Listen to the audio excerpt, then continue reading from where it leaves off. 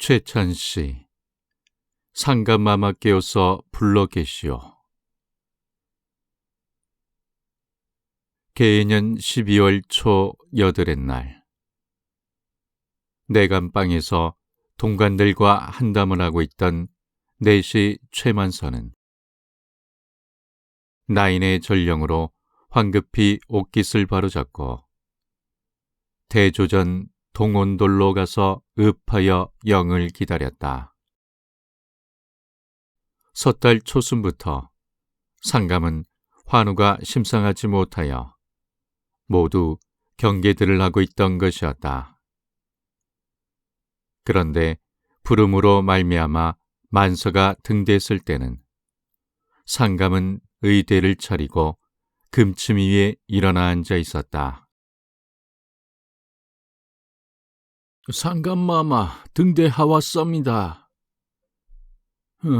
만서냐, 좀 부액할 내관을 몇 불러라. 어디 납시오니까? 뜰이라도 너무 적적해서. 만서는 내시청의 연한 전령줄을 흔들어 불렀다. 그리고 몇 사람의 내시가 협력을 하여 상감을 부액하여 뜰로 산보를 나섰다. 혹혹 쏘는 바람이 추녀 끝에서 노래를 하는 겨울날이었다. 대돌에 나서는 참, 상감은 찬바람에 혹하니 느끼었다. 상감마마, 바람이 차옵니다. 차다. 도로 듭시면. 그러나 상감은 뜰을 향하여 발을 옮겼다. 환우가 중하여 누워있던 상감이라. 허공을 짚는 것과 같은 걸음으로 내관들의 부축을 받은 채 왼편 입각을 끼고 돌아서 차차 중의당 앞으로 돌아갔다. 중의당 앞에까지 이르러서 상감은 걸음을 멈췄다. 그리고 잠시 중의당을 바라봤다. 선왕 헌종이 승하한 정각이었다. 잠시 중의당을 바라보다가 부액한 내관을 돌아다 봤다. 내 나이 33, 의롭고 괴롭게 30여 년을 보냈구나. 상감마마, 무슨 하교시오니까? 상감은 다시 용안을 들었다. 그리고 고목이 울창한 비원 쪽을 한참 뜻없이 바라봤다. 자유로운 강화도의 초동생활에서 궁으로 들어와서 그 일에 괴롭고 구애 많은 14년간의 생활을 추억하는 모양이었다. 한참을 비원만 바라보다가 용안을 만서에게로 조금 돌렸다. 14년간을 한결같이 상감께 등우한 만서는 용안에 나타난 표정으로 어이를 짐작하였다. 상감마마, 매화 틀을 묘리까? 상감은 고요히 머리를 끄덕였다. 한 사람의 내관이 매화틀과 뒷목을 가지러 내조전 쪽으로 달려갔다. 그 달려가는 내관의 뒷모양을 바라보다가 상감은 차차차차 몸을 그 자리에 종그리었다. 다음 순간 상감은 내관들에게 부액을 받은 채 그 자리에 쓰러졌다. 대조 전으로 그리고 정원영을 불러라. 이것이 상감에게서 나온 최후의 말이었다.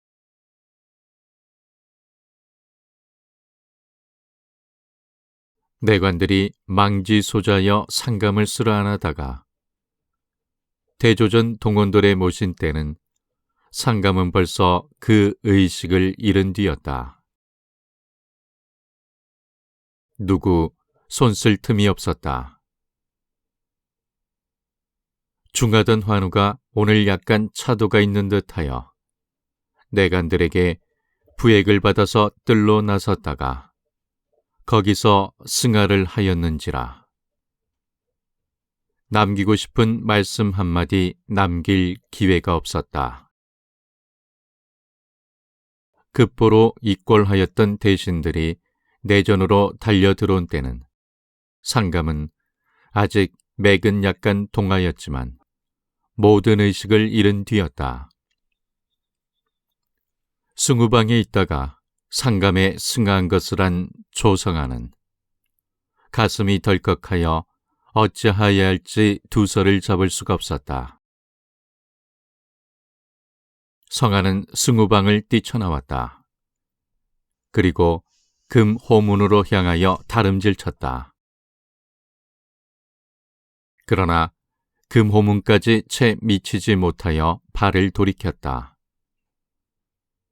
처음에는 이 흉부에 겸한 길보를 흥성군에게 먼저 알리려 한 것이었다.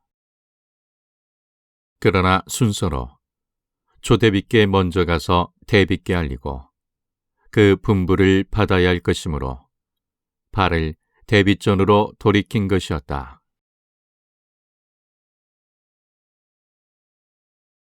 대비마마, 상감마마께 없어 승하하옵시었습니다. 성하가 숨을 헐떡이며 달려들어와서 이렇게 아랠 때 대비는 안색까지 변하며 그게 무슨 말이냐고 재쳐 물었다. 청천의 병력이었다. 그 사이 환우가 좋지 못하였음을 모르는 바가 아니로되 본시 약한 상감인지라 이렇게 급변하리라고는 뜻도 안 하였던 일이었다. 오늘날이 언제 있을 줄을 얘기하고 흥성과 미략을 맺은 지도 벌써 2년 반. 미략은 맺었지만 1000명이 아닌 이상에는 어쩔 수 없는 오늘을 대비는 마음 조급히 기다리고 있던 것이었다. 성하가 자기의 아는 것 비교적 상세히 아릴 동안 대비는 눈을 힘있게 감고 말없이 듣고 있었다. 그동안에 승전빛도 달려와서 방금 대조전에서 생긴 크나큰 비극을 대비께 아뢰고 어서 바삐 대조전으로 출하하기를 재촉하였다. 상감승한 이날에 있어서도 임시로나마 이 종실의 권세를 잡고 안으로는 사직을 받들고 밖으로는 임금을 대리하여 대신들에게 명령하고 지휘할 사람은 이 종실의 가장 어른되는 조대비 한 사람밖에는 없었다.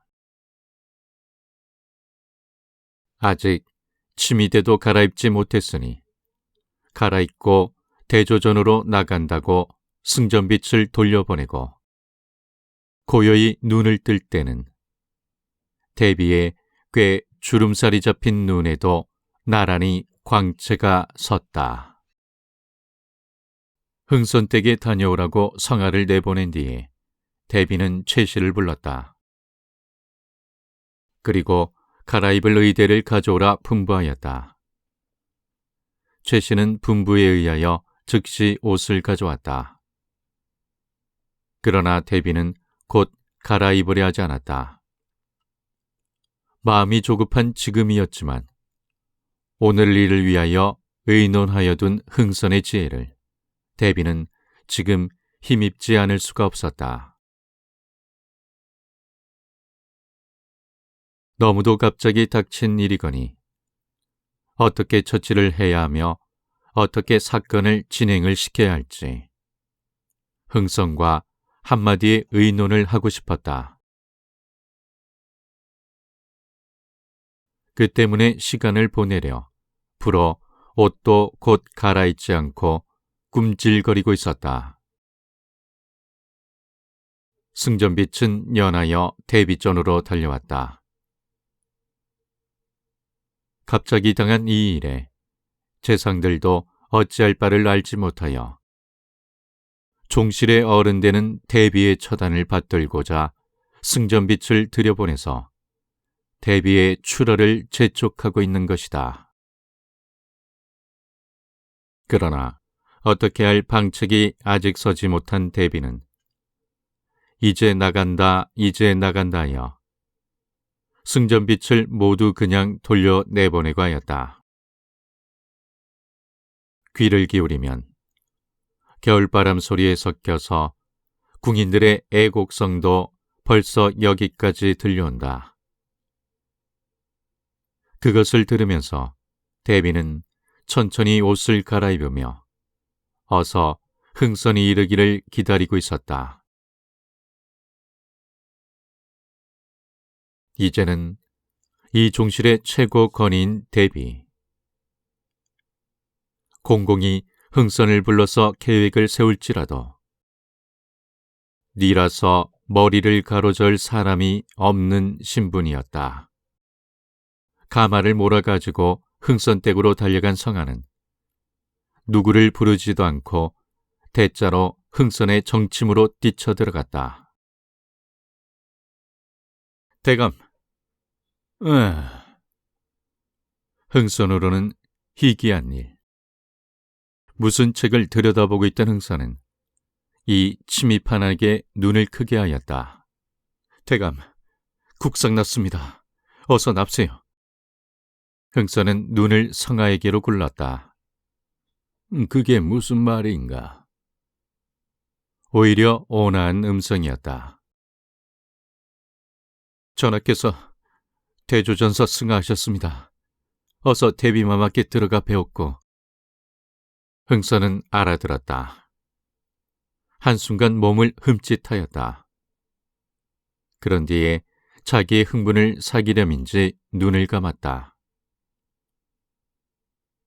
눈을 감고 잠시 앉아있다가 흥선은 고요히 몸을 일으켜서 북쪽을 향하여 4번 절하였다. 그래서 대비마마께서 날 부르시던가? 네, 어서 잠시 들어오십사고. 알았네.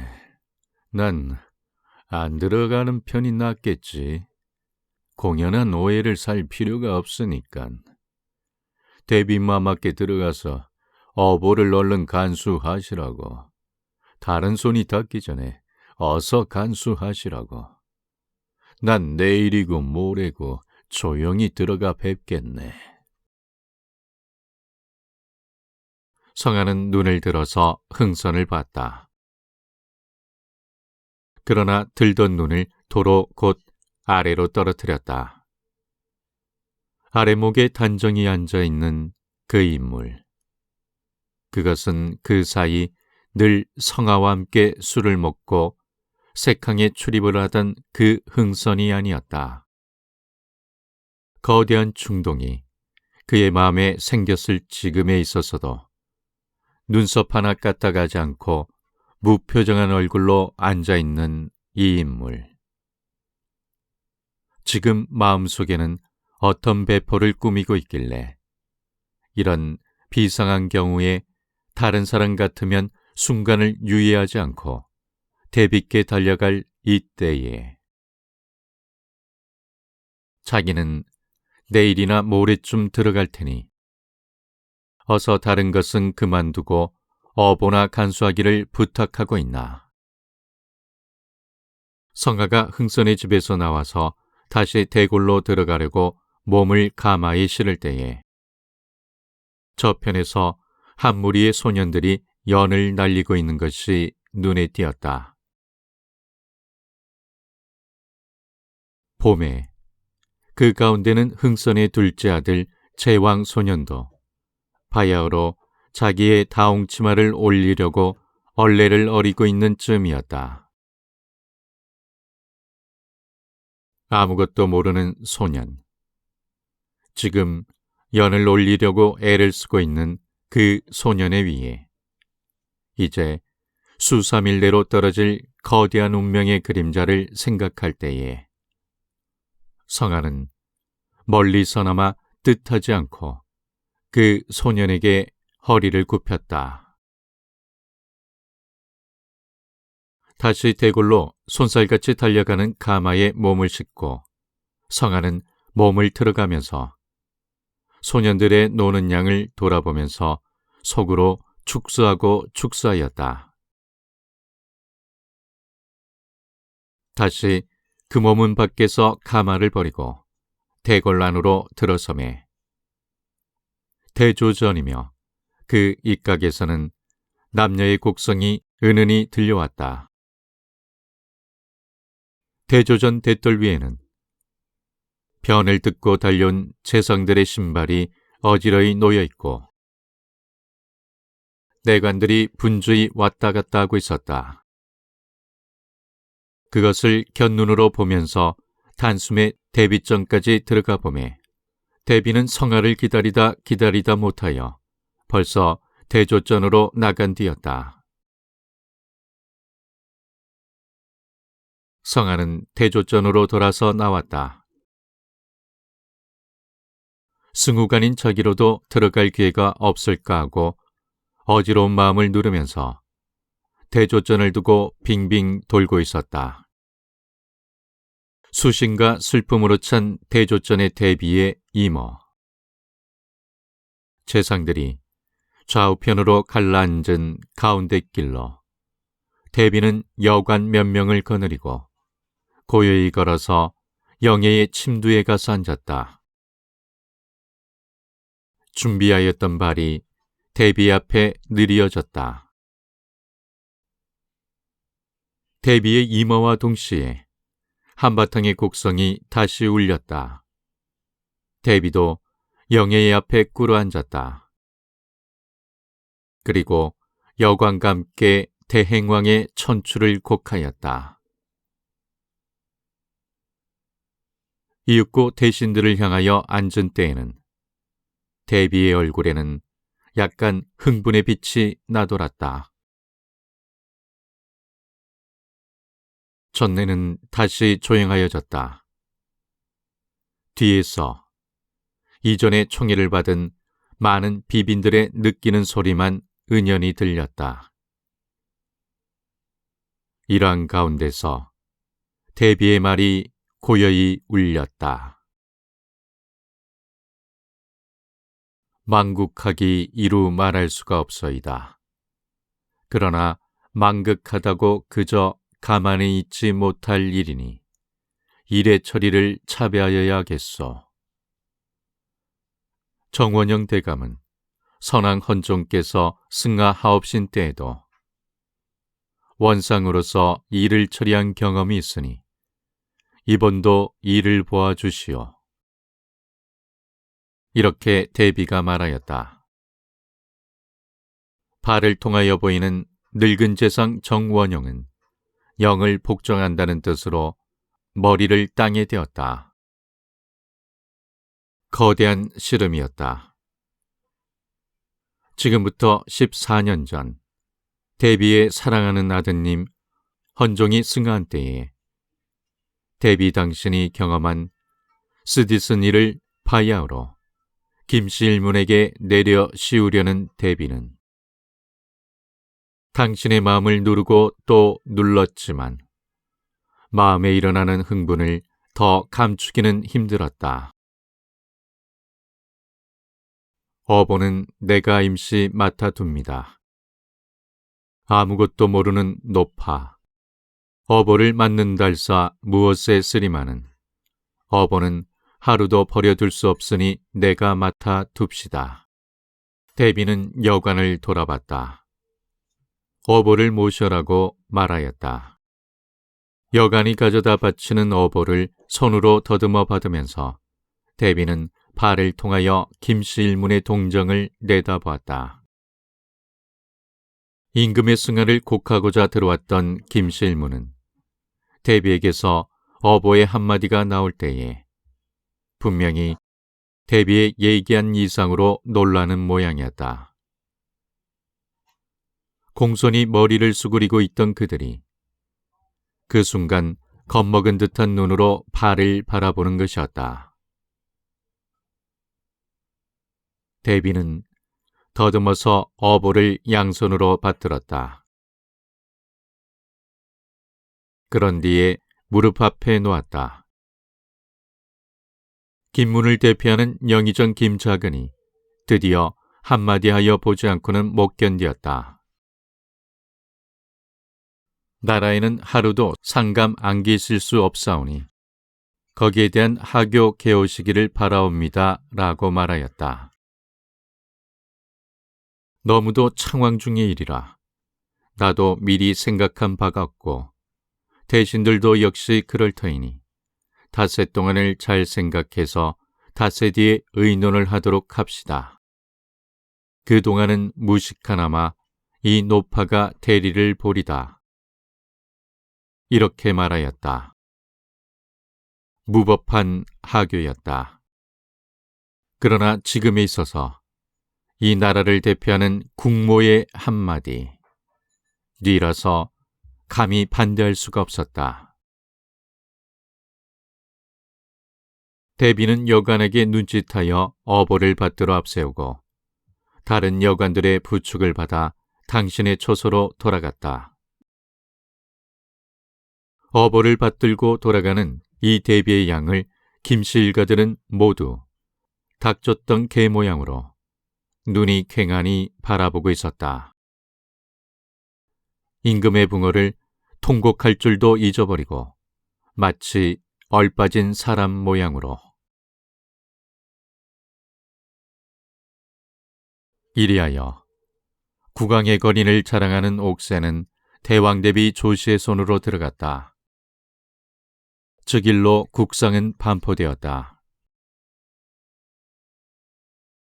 비록 제위 중에 후세에 남길 만한 특별한 시경은 없었으나 14년간을 삼천리 강토에 군림하였던 임금의 붕어에 대하여 온 국민은 흰 각과 흰 옥과 흰 신으로 조의를 나타내었다. 그날 밤 차디찬 동북풍을 정면으로 받으면서 흥선도 백립을 마련해 쓰고 대비께 뵈려고 대궐로 향하였다. 금호문까지 이르러서 거기서 나오는 김병기의 행처와 마주쳐서 얼른 외면을 하고 그저 지나가 버렸다.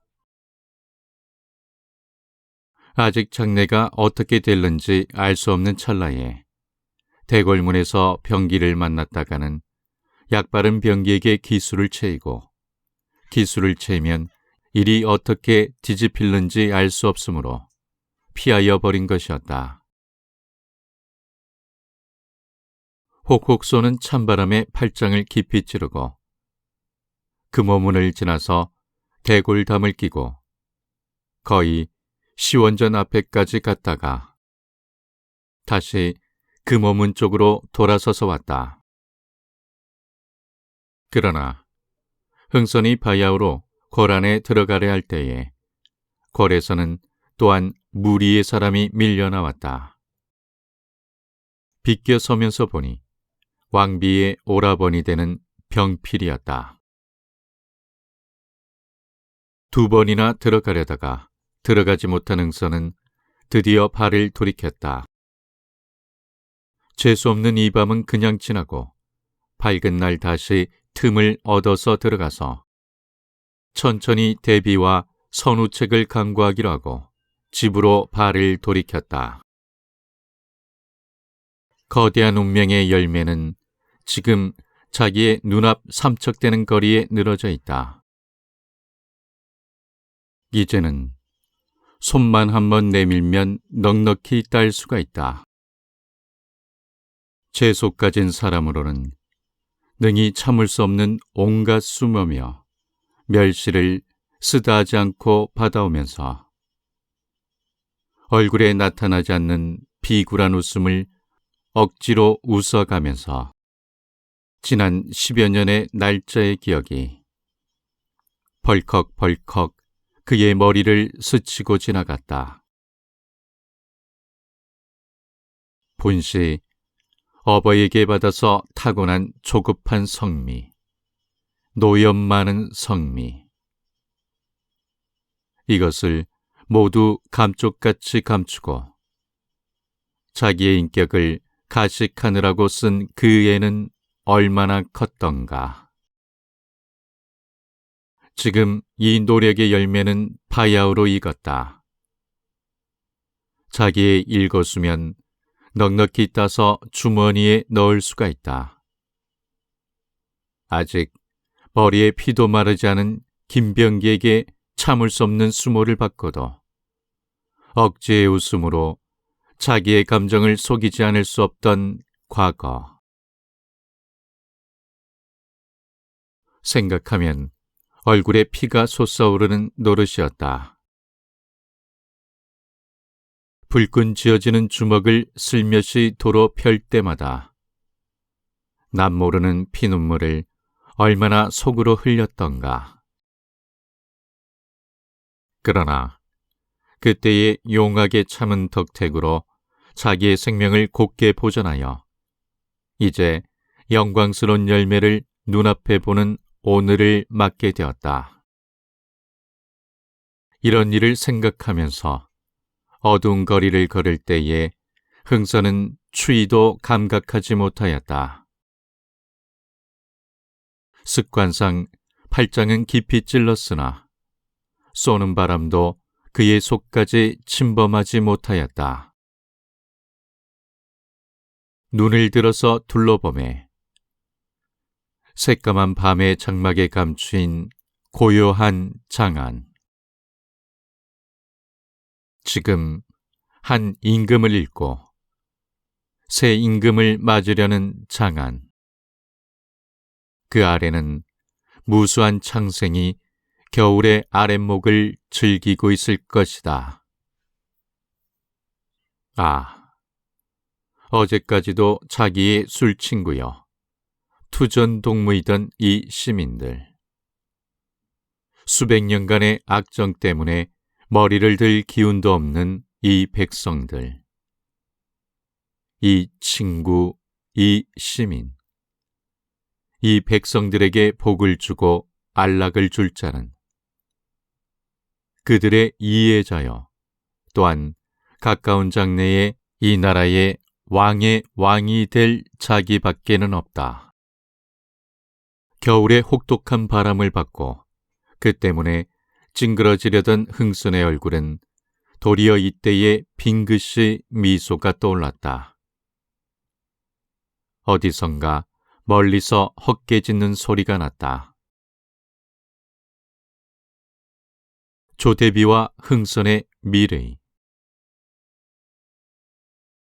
대비는 흥선이 내어놓은 종이를 받아들고 묵묵히 보고 있었다. 대비점 마마, 아드님을 두시고도 절사가 되오신 익종대왕의 대를 이번 기회에 부활시키도록 하시옵소서. 대비의 지아버님 익종의 대를 부활시키자는 데 대하여 대비에게 이의가 있을 까닭이 없었다. 흥선이 내어놓은 개통표를 묵묵히 보고 있지만 대비에게도 적이 희색이 나돌았다. 마음을 굳게 잡수십시오. 물론 김문에서는 반대가 있을 것이옵니다. 반대로 적지 않은 반대가 있을 것이옵니다. 그렇지만 대비마마의 하교는 지금에 있어서는 국명, 니라서 끝까지 거역은 하지 못할 것이옵니다. 대비의 입이 비로소 열렸다. 나도 물론 내 힘껏은 하겠지만 대감도 든든히 준비하시고 장사라도 몇십 명 마련했다가 여차하는 날에는 틀림이 없도록 하시오. 대비가 말하였다. 흥선은 반대하였다. 아니옵니다.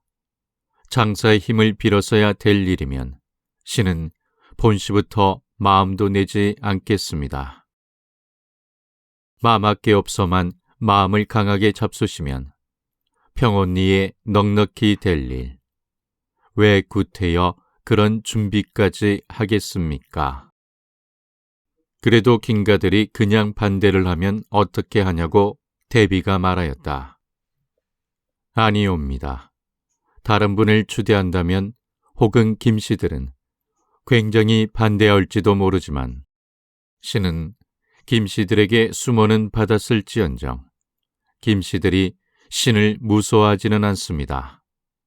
그러니깐 종실에 다른 분을 추대하는 것보다는 신을 오히려 쉽게 볼 테니까 극력 반대는 안 할 것이옵니다. 흥선은 이렇게 말하였다. 이 날에 있어서 이 말 한마디를 장담하기 위해서 그 사이 받은 비웃음과 수모, 그 모든 것을 여기서 한마디 펴놓을 때는 흥선은 마치 채기가 내려가는 것 같이 가슴이 시원함을 느꼈다. 여인의 몸으로서 지금 이 나라의 온 권세를 한 손에 잡은 대비는 흥선의 코치에 그저 머리를 끄덕일 뿐이었다. 이리하여 모든 일은 흥선의 의견대로 진행되었다. 그 사이 10여 년간을 몽상과 같이 닦고 또 닦았던 흥선의 계획은 차차 실현되기 비롯하였다. 대궐에서 조대비와 흥선의 미리를 거듭할 때에 김씨 문중에서도 또한 김씨로서 회의가 열렸다. 살아있었으면 당연히 이 회의의 어른이 될 영은 부원군 김문군은 불행히 작년에 별세를 하여 그 자리에 못 오고 영의정 김작은 그 아들 김병기, 조카 병학, 병국, 병필, 병덕, 일족 김흥근 등이 모인 이 좌석에는 김작은이 좌장이 되어 회의를 열었다. 일가부치의 막다른 골목, 지금 자기네들의 발 아래 뚫린 커다란 구렁텅이를 들여다보며 그들은 전전긍긍히 의논하였다. 이런 경우에 임하여 언제든 기묘한 꾀를 내어서 난국을 타게 하는 재간을 가진 김병기도 이날뿐은 아무 의견도 내질 못하였다. 자, 말들을 하게 어떻게 했으면 좋은가? 김작은이 허연 머리를 들면서 이렇게 의견을 물었지만 거기 응하는 사람이 없었다. 누구? 그 사이에 자기네의 세도를 자제 삼아 종친이라도 종친에게는 모두 원한을 진 자기네의 일이었다. 대행왕에게 아드님이라도 있으면 이언이와 그렇지 못한 지금에 있어서 어느 종친 한 사람, 자기네 일족에게 호의를 가진 사람이 있을 까닭이 없다. 혹은 생질이 되며 혹은 외손자가 되는 정당한 왕자가 없고 종친 가운데서 누구를 모셔오지 않으면 안 될 지금에 있어서는 그들은 자기네 입으로 지정할 만한 적당한 사람을 가지지를 못하였다. 서로 묵묵히 다른 사람의 입만 쳐다볼 뿐이었다. 이러한 가운데서 그들은 자기네 일족의 몰락을 분명히 직각하였다. 순조 대왕의 대로부터 지금까지 3대째 보름달과 같이 빛나는 영화에 처해 있던 그들은 지금 자기네 앞에 이른 몰락의 구렁텅이를 보았다. 아버님, 드디어 병기가 입을 열었다. 결과를 기다릴 밖에는 도리가 없겠습니다. 대왕 데뷔 전에 일존에 달린 것임에 여기서 이렇다 저렇다 하면 무얼 하겠습니까? 결과를 보아서 어떡하든 선우책을 강구하여야지 그 밖에는 도리가 없겠습니다. 라고 말하였다. 만약 대비마마께서 어느 분을 추천하느냐는 하문이 계시면 김좌근이 말하였다. 그때는 누구든 종실 중 왕자의 덕을 가진 분을 한 분 추천할 따름이올시다. 병기가 말하였다. 그게 누구냐 말이다. 김좌근이 말하였다. 생각하고 연구해 보겠습니다. 병기가 말하였다. 그러나 이 좌석에서 가장 이번의 일에 마음 태우는 사람은 병기였다. 김문 중에서도 가장 나이가 어리고 또한 어린 만큼 교하고 혈기 많은 병기는 따라서 가장 종친들에게 미움살 일을 많이 한 사람이었다. 그날의 회의는 아무 결론도 얻지 못하고 흐지부지 산회를 하게 되었다. 누구 그럴듯한 종친을 한 사람씩 마음에 먹어두었다가 이제 40날 대위의 앞에서 회의가 열릴 때에 추천을 하기로 작정을 하고 제각기 헤어졌다. 나올 때에 병기가 병학을 붙들었다. 형님, 더 생각할 여지도 없습니다. 몰락이 올시다. 여행 생명이 부지되면 시골로 피해서 학이나 희롱하며 여생을 보냈지. 더 생각하고 연구할 나이가 없습니다. 거기에 대하여 병학도 탄식하였다. 잘 생각했네. 그렇지만 생명이 부지될지 어떨지 그것부터 알 수 없는 일이 아닌가. 1000명. 인력으로는 무가내아올시다. 그리고 무슨 말을 하려는 듯한 병학을 버려두고 자기의 행차로 달려갔다. 제왕이 좀 불러오시오. 흥선이 부인에게 이렇게 말하였다. 부인은 종에게 분부하였다. 잠시 뒤에 한길에서 연을 날리고 있던 제황 소녀는 얼굴과 손등이 새빨갛게 되어가지고 영과 얼레를 든 채 들어왔다. 부르셨어요? 오냐, 거기 앉아라.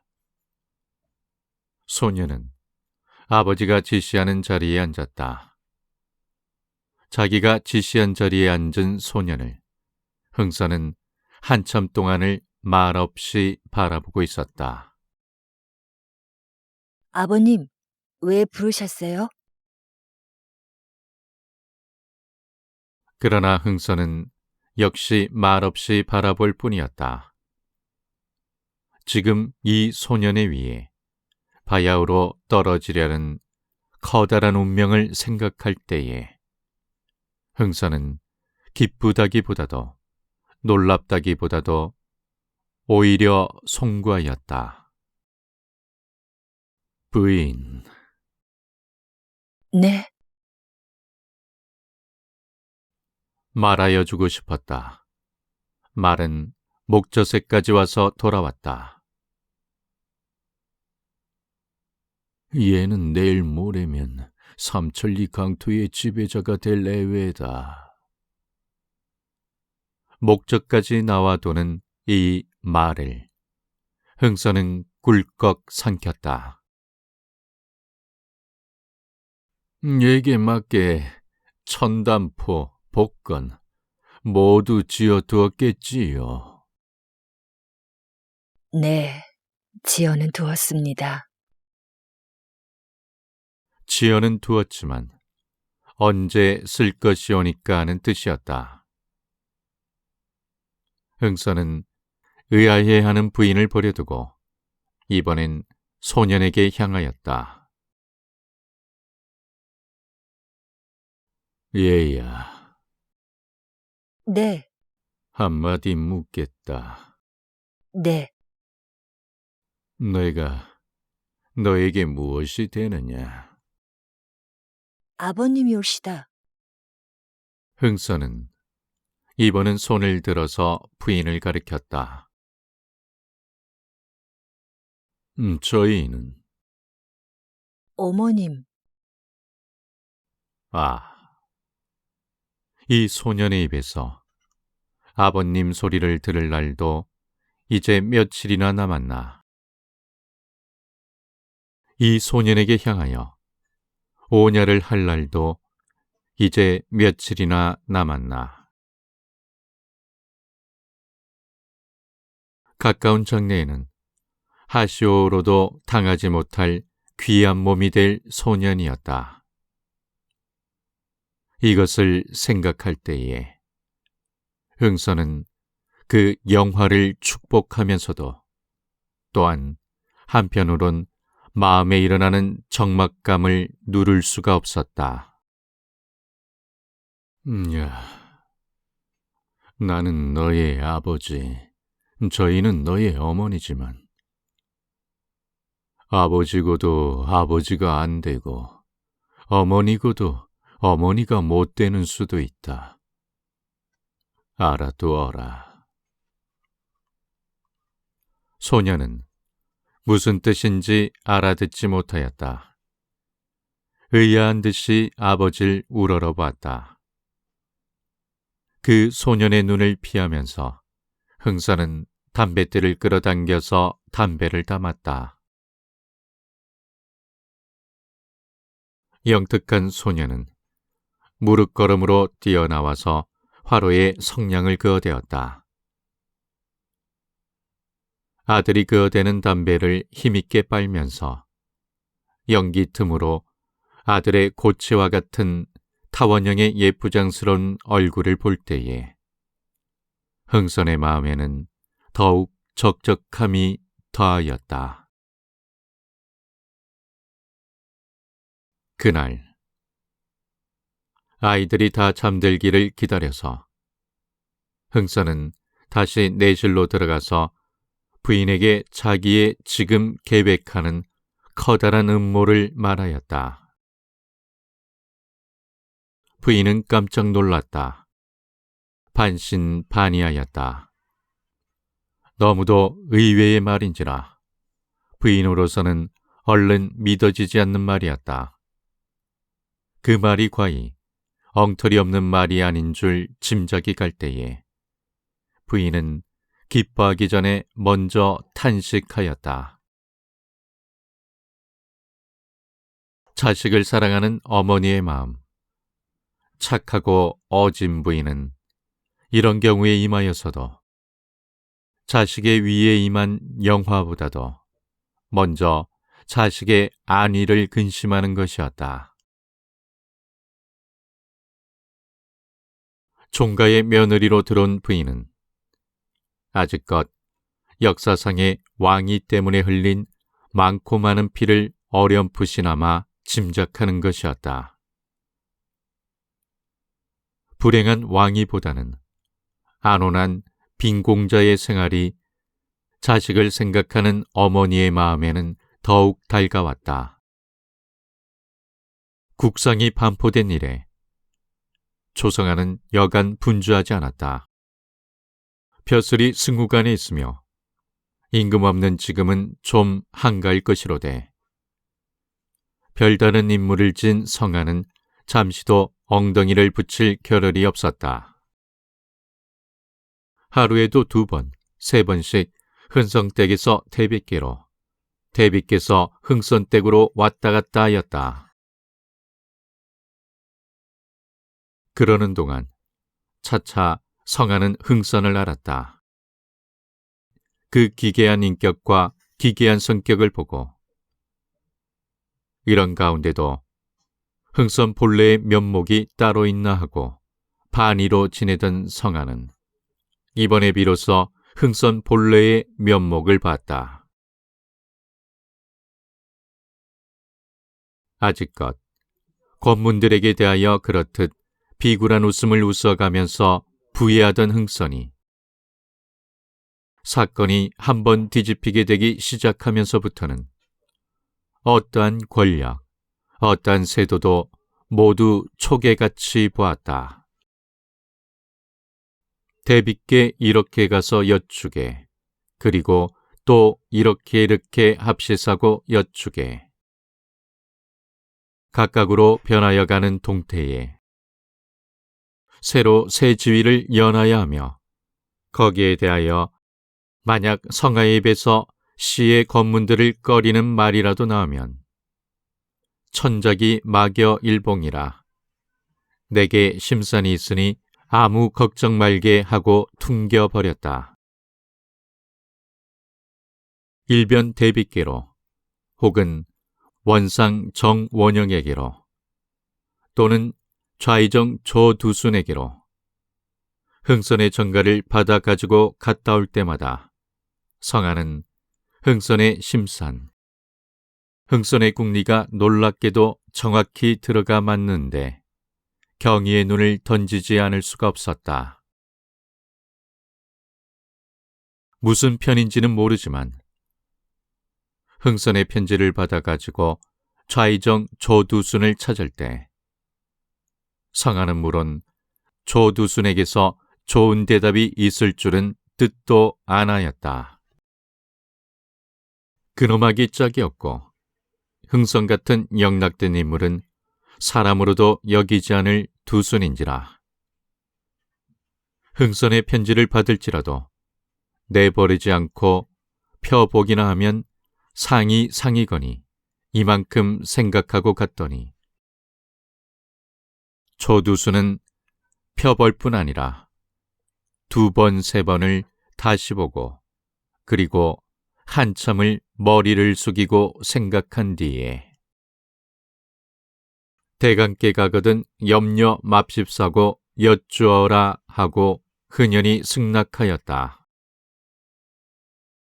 이렇게 자기의 사랑에 들어박혀 성아를 내세워서 좌우편으로 운동해 나가는 일이로되 이로의 착오도 없이 순조로이 진행되는 것을 볼 때에 성아는 흥선의 놀라운 통찰력과 지력에 경복하였다. 성아는 여기서 잠든 사자의 일어남을 보았다. 비로소 앞다리를 뻗치며 기지개를 하는 것을 보았다. 이 사자가 한번 포함성을 지르며 일어날 때에 쇠잔한 이 삼천리 강토는 새로운 활력을 얻을 것이었다. 그것은 빛나는 나라일 것이다. 부강한 백성일 것이다. 가멸은 강토일 것이다. 그리고 위와 아래가 서로 믿고 의지하고 사랑하는 평화의 왕국에 틀림이 없을 것이다. 장래의 빛나는 나라와 그때 이 잠에서 깨어난 사자 아래서 활동을 할 자기를 생각해 볼 때에 젊은 성아의 마음은 누르려야 떠오르는 흥분을 온전히 눌러버릴 수가 없었다. 흥선댁에서 대궐로, 대궐에서 원로들의 댁으로 엉덩이를 붙일 겨를이 없도록 돌아다니는 성아라되 그는 피곤함을 느끼지 않았다. 그리고 어서 날이 지나서 정식으로 신왕이 결정되고 그 뒤에 또한 전무한 제도, 국왕의 사친의 섭정의 날이 나타나기를 마음 조이며 기다렸다. 이리하여 꿈결같이 닷새가 지나고 드디어 14날이 이르렀다. 대비의 앞에서 새 왕을 결정할 중대한 회의를 여는 날이었다. 창덕궁 희정당 대왕 대비 어전 회의. 발 뒤에는 오늘의 절대 권리자 조대비가 여관 6명을 거느리고 임하였다. 순원 왕후와 대행 왕위의 두 분 김씨의 일문을 대표하는 김좌근, 김병기, 김병덕, 김병필, 김병학, 김병국의 모든 김족이며 헌정비 홍씨를 대표하는 홍순복이며 원로로 정원용, 조두순 등 그 밖에 흥한 소년 한 사람이 끼어 있는 것이 이채였다. 조대비의 조카 성하였다. 몸은 한 개의 승우간에 지나지 못하나 오늘의 최고 권위자인 조대비의 조카며 흥성과 대비에게 중대한 역할을 맡은 성하는 대비 이모와 함께 대비의 뒤를 따라서 들어온 것이었다. 같은 외척이요 헌종의 외사촌 동생이요 종실의 어른 조대비의 조카로되 김씨 일문의 세력에 눌려서 겨우 승우간 한 자리로서 명맥을 보존하여 오던 성하는 오늘은 조대비의 일족을 대표하는 당당한 척신의 한 사람으로서 이 자리에 임한 것이었다. 대왕 대비점 마마, 막중막대한 일이옵니다. 마음에 개오신 대로 하교해 주시기를 바라옵나이다. 원상 정원영이 꿇어엎디어 아뢰었다. 나는 아무것도 모르는 노파. 먼저 원로 대신들의 의견을 들읍시다. 냉정한 대비의 말이었다. 50까지 시어머님 대왕대비 김씨를 섬기며 자기의 온갖 감정을 감쪽같이 감추기에 단련된 조대비는 이런 때에 임하여서도 냉정한 한마디를 먼저 던져봤다. 그러나 거기 대하여 대신들의 의향은 즉시 나오지 않았다. 물론 어떠한 의향은 있을 것이로되 국면이 어떻게 전환될지 예측할 수 없는 이 자리에서 덜컥 자기의 의견을 먼저 말하기를 꺼리었다. 다른 사람에게서 무슨 말이 나오면 거기 반대를 하든가 찬성을 하든가 하여 비로소 자기의 의향을 말할 예산으로 모두 묵묵히 남의 입만 바라봤다. 이번엔 조두순이 아뢰었다. 대왕 대비점 마마, 이 일은 신등의 의향뿐으로 결정하지 못한 중대한 일이옵니다. 마마의 심중에 갭신대로 하교해 주시옵기 바라옵니다. 잠시 말이 끊어졌다. 잠시 있다가 겨우 입을 연 때는 50이 훨씬 넘은 대비의 얼굴에도 약간 붉은 흥분이 돌았다. 이제는 수속상 대신들의 의향을 물었는지라 남은 것은 대비 당신의 의향을 말할 과정이었다. 말을 꺼낼 때는 대비는 음성조차 약간 떨렸다. 대신들의 의향이 그러니 그럼 내 뜻을 말하리다. 국정이 어지럽고 조정의 권위가 땅에 떨어진 지금 한때도 국왕 없이는 지내지 못할 테니 흥선군 이하응의 둘째 아들 제왕이를 익성군으로 봉해서 이미 절사된 익종대왕의 대통을 부활하게 하도록 하시오. 청천의 벼락이었다. 순서를 따지자면 대신들이 의향을 내고 대비는 단지 그 결정만 할 것이오늘 여기서 대비는 나아가서 그 승통자를 지정한 것이었다.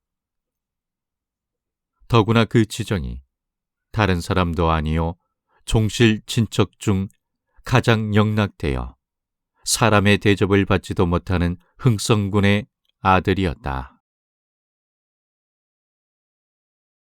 대신들 가운데 감정의 동요가 분명히 일어났다. 그것을 대표하여 김좌근이 먼저 입을 열었다. 대왕 대비점 마마, 흥성군은 대행왕 전하의 육촌백시로서 그다지 먼 종치는 아닙지만 그 집안이 너무도 영락돼서 임금의 친가로서는 혹은 좀 부적당하지 않을까 하옵니다. 이 말에 대하여 대비가 대답하기 전에 가로뚫고 나선 것은 조성하였다. 격식으로 말하자면 대신들의 의논에 어디 뛰어들 자격이 못 되지만 오늘의 중대한 역할을 맡은 성하는 격식을 무시하고 뛰쳐들었다. 명상 합하. 어디 감히 부르지도 못할 명사를 부르면서 성하는 한 무릎 앞으로 나왔다. 재산이 없으면 가정이 영락되는 것은 정한 이치.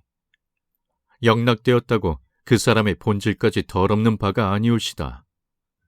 대행왕 전하께서도 본신은 강화서 한미한 생활을 합신 일은 대감도 모르시는 바가 아니겠습니다.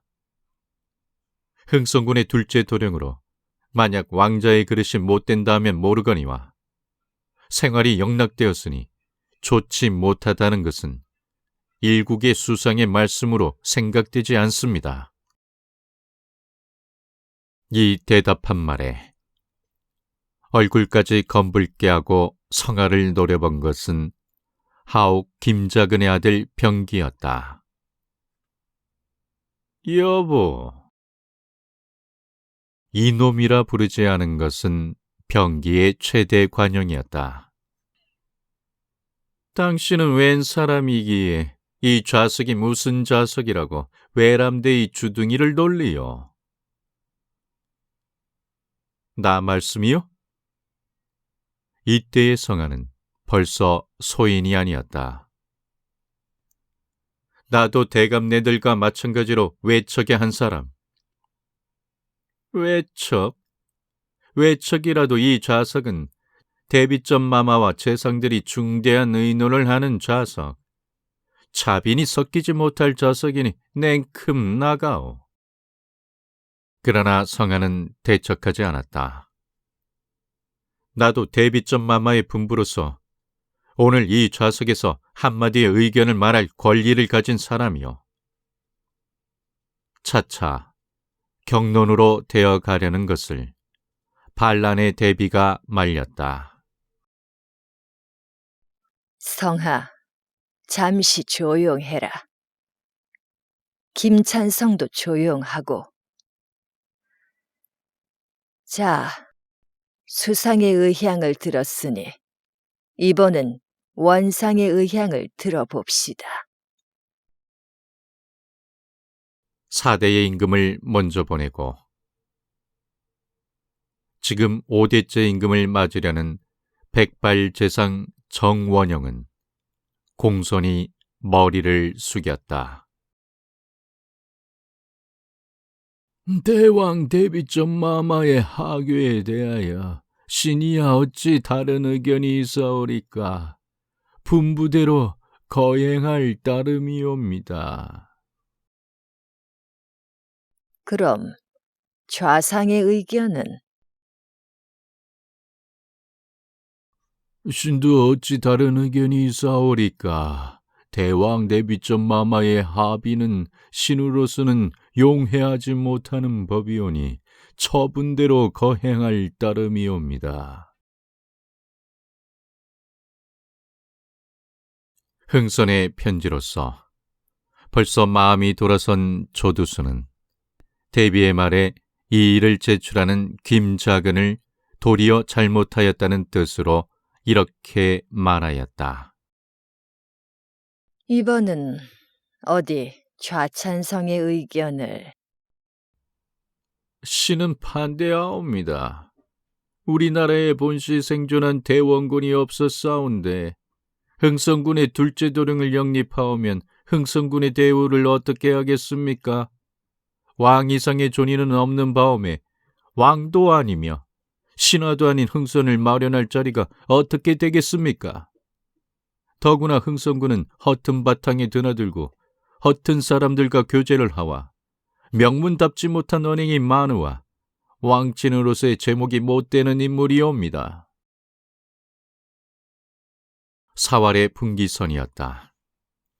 만약 흥선의 둘째 도령을 영립하고 흥선으로서 권세를 잡게 하였다가는 자기의 지위는커녕 생명까지 위태로운 병기는 악을 써가면서 반대를 하였다. 김문의 군자인 유관 대신 김흥근이며 그 아들 병덕이며 흥선과 비교적 가까이 사귄 병학, 병국의 형제는 묵묵히 듣고만 있었다. 차례로 의견을 다 물은 뒤에 대비는 고요히 입을 열었다.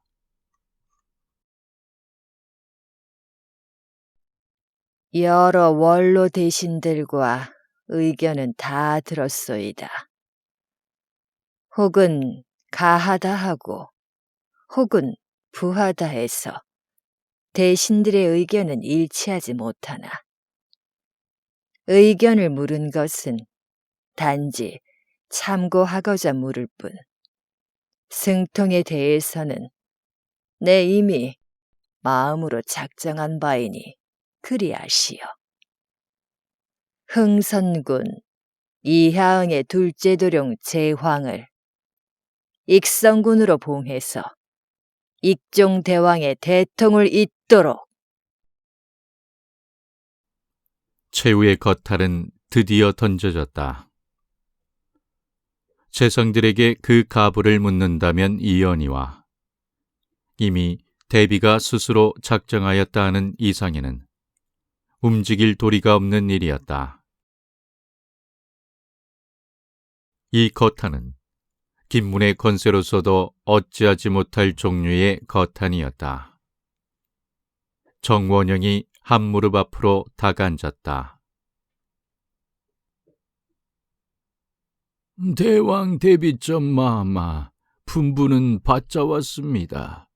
그러나 구점뿐으로는 후일의 증빙이 되지 못하니 언교를 내려 줍시기로 아뢰옵니다. 대비는 여관을 돌아봤다. 한 사람의 여관이 조금 발을 들었다. 언교를 싼 붉은 볼을 받들고 있다. 다른 여관이 발 아래로 그것을 내밀었다. 미리 준비되었던 것이었다. 도승지 민치상이 무릎걸음으로 나아가서 언교를 받았다. 그리고 그것을 원상 정원영에게 바쳤다.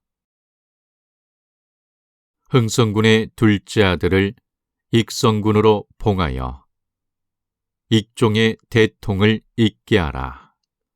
재상들이 차례로 언교를 본 뒤에 도승지 민치상이 그것을 한문으로 번역하여 읽었다. 대비점 마마, 틀림이 없사옵니까? 없소이다. 잠시 침묵이 계속되었다. 엉교는 이미 내리고 그 엉교가 도승지의 손으로 넘어간 이상에는 이젠 움직일 수 없는 일이었다. 원상. 반란의 대비가 드디어 입을 열었다. 대령아 왔습니다. 이젠 대통도 결정되었소이다. 용상 맡으실 분을 어서 모셔오도록 그 차비를 대시오. 즉시 거행하겠사옵니다. 이젠 대사가 결정된 자리에 앉아서 조성하는 눈을 굴려서 전례를 살펴봤다. 정원영, 조두순 등 원로 대신은 단지 어명을 복종한다는 엄숙한 표정만 나타내고 있을 뿐이었다. 그러나 조금 눈을 더 굴려서 영의정 김좌근을 보매 백두의 이 재상은 무슨 생각을 하는지 얼굴을 검붉게 하고 묵묵히 방바닥만 굽어보고 있었다. 병기는 나이가 젊으니만큼 분명히 그의 얼굴에서 흥분과 절망의 그림자를 감추지 못하였다. 연하여 몸을 이리저리 움직이며 머리를 가만히 두지 못하는 폼이 마음에 커다란 불안이 있는 것이 분명하였다. 일찍이 이런 중대한 회의에 참여하여 보지 못한 성안은 적지 않은 흥분과 호기심으로써 둘러보았다. 이윽고 대비는 여관들을 거느리고 내전으로 들어갔다. 대비가 돌아간 뒤에는 재상들은 한참을 아무 말도 못하고 묵묵히 앉아 있었다. 다만 도승지 민치상의 지휘로 사관이 오늘의 경과를 기록하느라고 분주히 붓을 놀리고 있을 따름이었다. 영상. 침묵을 깨뜨린 사람은 정원영이었다. 좌근이 흠칫하여 대답하였다. 네. 자, 봉영의 차비를 댑시다. 대감이 민승지를 데리고 흥성군 댁에 가셔서 익성군을 모셔오십시오. 네라고 대답은 하였으나 기운 없는 대답이었다. 민승지, 영감은 수상을 모시고 흥성군 댁으로 가도록 차비하게. 그리고 이번은 훈련대장 김병국을 돌아봤다. 대장은 어서 나가서 익성군을 봉영할 의장병을 준비하도록 마련하시오. 금년의 나이 81. 그 60여 년을 벼슬을 산 늙은 재상 정원영은 이런 경우를 당하여 이로의 착오 없이 지휘를 하여 원상인 자기의 직책을 다하였다. 이리하여 신왕을 맞을 준비는 착착 진행되었다.